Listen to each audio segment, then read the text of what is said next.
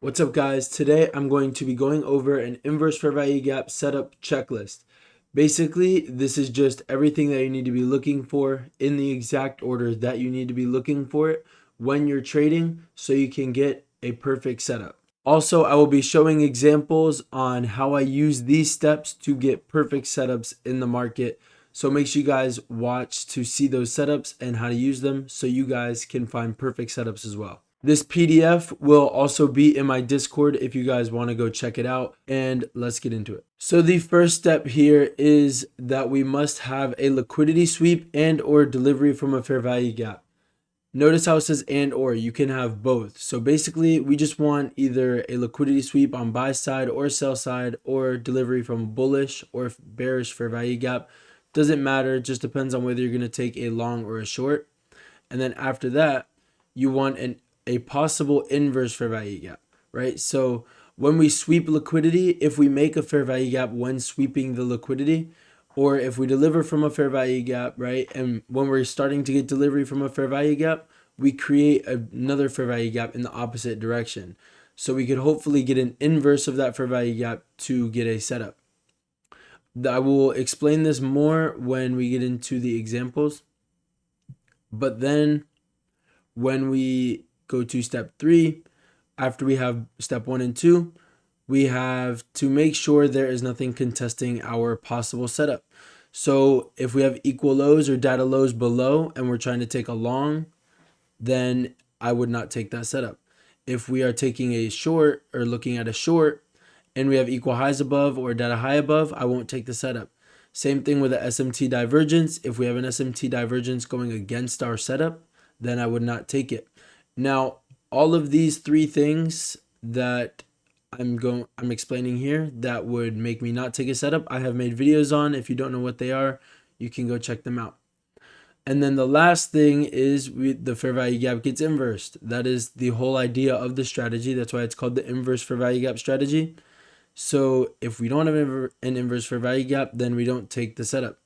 And the one thing that I put under here is that internal liquidity must not get taken when we inverse the fair value gap. Now, a lot of people have trouble with this, so I'll make sure to explain it in the examples. So that's basically everything that I have to go over on the checklist. All right, so looking at this first example, we have some sell side liquidity here, right? And now if we play it forward, we see that we sweep this sell side liquidity, right? So we have the very first thing, a sweep of liquidity or delivery from a fair value gap. We have a liquidity sweep right here. And then the second thing, we have a possible inverse fair value gap. We have a fair value gap right here, right? So now the first thing I'm going to do when I see this, when I see both of these, this liquidity sweep and this fair value gap, I'm going to draw out my trade. I'm going to be like, all right, this is a possible trade that I can get. Say we want to target this liquidity up here for a 3R, right? And break even would be right here. Break even. And my first take profit is always at 1 risk reward. So my first take profit would be right there for 1 risk reward. And then full take profit would be up here. So it'd be TP1, TP2, TP1, and TP2. Now let's see if we get this set up. All right, boom. Now we have this inverse. And one last thing before we take this setup, which I should have looked at when we were over here after we got this setup. Do we have anything going against us? Do we have any equal lows or equal highs? Well, it doesn't seem like we have any equal lows, but we could have some from the left. So I do have this indicator that I use. Someone in my Discord gave it to me. It's an equal highs and equal lows indicator. Doesn't seem like we have any, right? It shows some equal highs but no equal lows, so nothing going against our trade. And we didn't have any news this day, so there's no data wick going against us, no data high or data low. So we have the first, second, and the third. And then right here, we have the fourth. Now we have an inverse. So let's say, for example, we enter with 2 contracts. I'm using this for the example again. So like this, and then first take profit is at 1 risk reward. So let me move this up here real quick. And then let's fix that. So TP1 and TP2, this is now for a 2.7R, right? So boom, right here, when we hit this, stop loss goes to break even, and we hit take profit 1. So that means close 1 contract. And then I also have to set up the full take profit. I forgot to do that.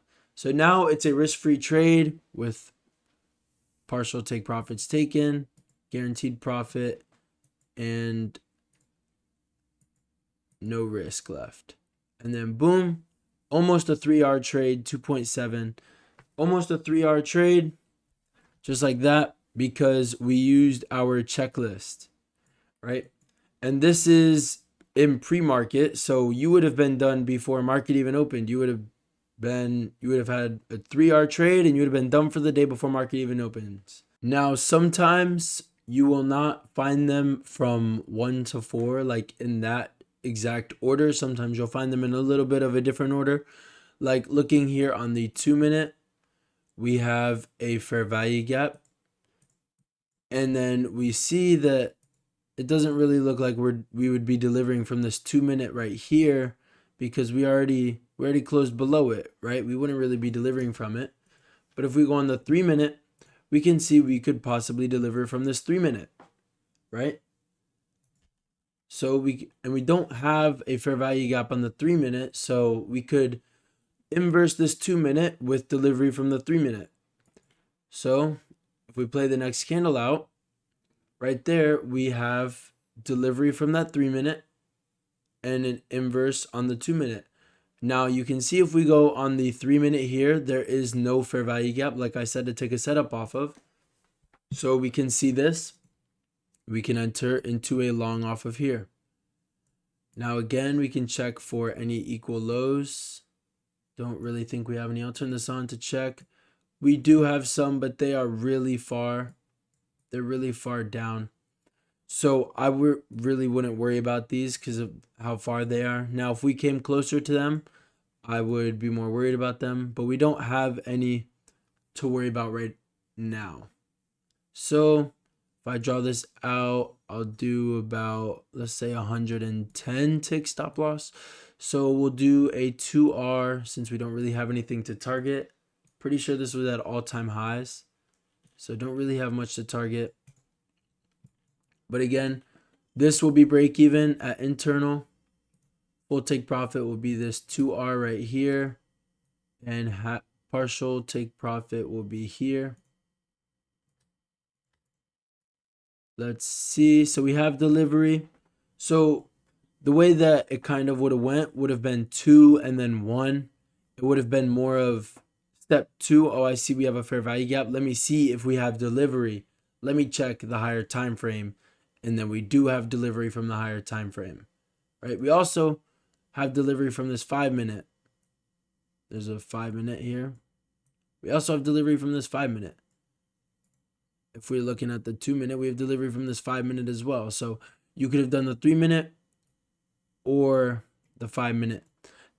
But what I'm trying to get at is that sometimes you're not going to find them exactly in 1, 2, 3, 4 order, right? Sometimes you'll find the fair value gap, and then you'll notice, oh, we have delivery from another fair value gap. So now we have a possible setup, right? So sometimes it's not exactly in a perfect order. So again, I'll do 2 contracts for this example. Full take profit here. Let me draw it out. TP2 and TP1. And then this internal liquidity is break even. So now, and the other thing I forgot to point out in the last example is This candle did not take out this internal liquidity for break even. Even if you don't want to use this for break even, which I recommend you do, we didn't take it out. So now I can take a long. If this wick had done this and taken out this liquidity, this internal liquidity here, then there would be no trade for me. But right here, we can see one thing we notice is we did just create a new internal liquidity, and we did create, this is an equal high. So what I would personally do right here is this is my new break even, because this is the new internal liquidity. So right here, we move our stop loss to break even. And we almost touch our break even. And then price goes to take profit 1. So I'll close off 1 there.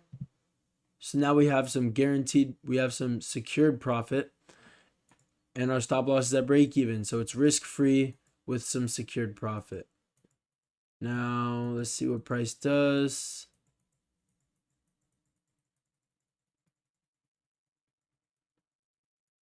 Price is just messing around. Let me just play this. This would be such a long trade. And then break even right there. Still, I'm not going to lie. I would not have held it for that long. I probably would have just closed it when it came back to here and taken out this liquidity. I probably would have just maybe done it like this. Like entered with 2. This is just me personally. I'm not like saying that anyone else has to trade like this, but this is just personally how I would have done it. A full take profit up there. And then these equal highs being my new break even. Then right there, stop loss at break even. Almost hits it. Goes up. Closes one. After we leave this new liquidity, because remember this is on the 2-minute time frame, so this is a long time. I don't like holding my trades this long, so I probably would have just moved this to here. And then that would have been it for me. Because I don't like sitting on my chart for hours and hours and hours. It's just, I don't like doing that. I like getting my trades and being done for the day and going and moving on and doing other stuff, you know? So that's how I would have done that trade. But again, you can see how that checklist got us to get a good trade and take a winning trade and be done for the day, you know? All right, and with this last example, we have a liquidity sweep here. And we also have a possible inverse fair value gap. So I will draw out this setup. Probably about like that. With a full take profit of 2 risk reward for TP2. And then 1 risk reward for TP1. So that would be right here. 1 risk reward. So pretty much, yeah, right here. This is 1 risk reward. So TP1. And then our break even, again, is going to be at this internal, this first swing low. So this is the closest internal. So this is break even here. So now this is the setup. And we have the first two. We have the liquidity sweep and the possible inverse fair value gap. Now, do we have any equal highs above? Doesn't seem like it. Oh, I don't know what happened to my indicator, but it's fine. Yeah, so doesn't seem like we have any equal highs above. I mean, these ones were already swept. No equal highs, it doesn't seem like. No equal highs. All right, so now we're going to take this short. If we get an inverse here, and boom, we get an inverse here. Now, I could take this. We got the inverse. But what is the problem? There is a big problem here. This internal liquidity right here that I set for my break even, it doesn't matter if you set it for your break even or not. This internal liquidity here was swept. Now, I don't take the trade at all. No trade. And sometimes the trade will still work, right? Sometimes it will. But it's a lot lower probability than if you don't take it and you wait for a setup that doesn't sweep this internal. You see this internal liquidity, this sell side liquidity here is swept. Now what happens? Let's see. This is what happens. Not every time, but it happens more often than if you were to wait and get a better setup. It's too low probability to take this setup because internal was already taken. So one thing people had troubles really understanding was because I always say like we need a liquidity sweep for the setup or delivery, but liquidity sweep for the setup. And then they're like, well, what's wrong with a liquidity sweep? This liquidity sweep is not the liquidity sweep that we want.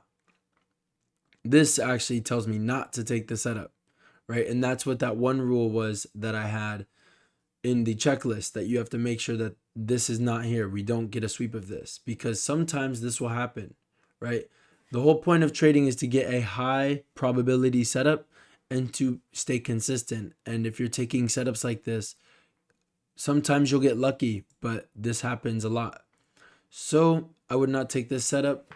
And I wanted to include this so you guys really understood how this works and the idea of not taking a setup when we get this internal liquidity sweep. All right, that's it for this video. Thank you guys for watching.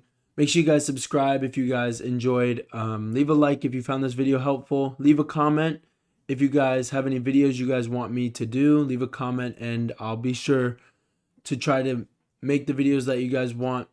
And join my Discord and I'll see you guys later.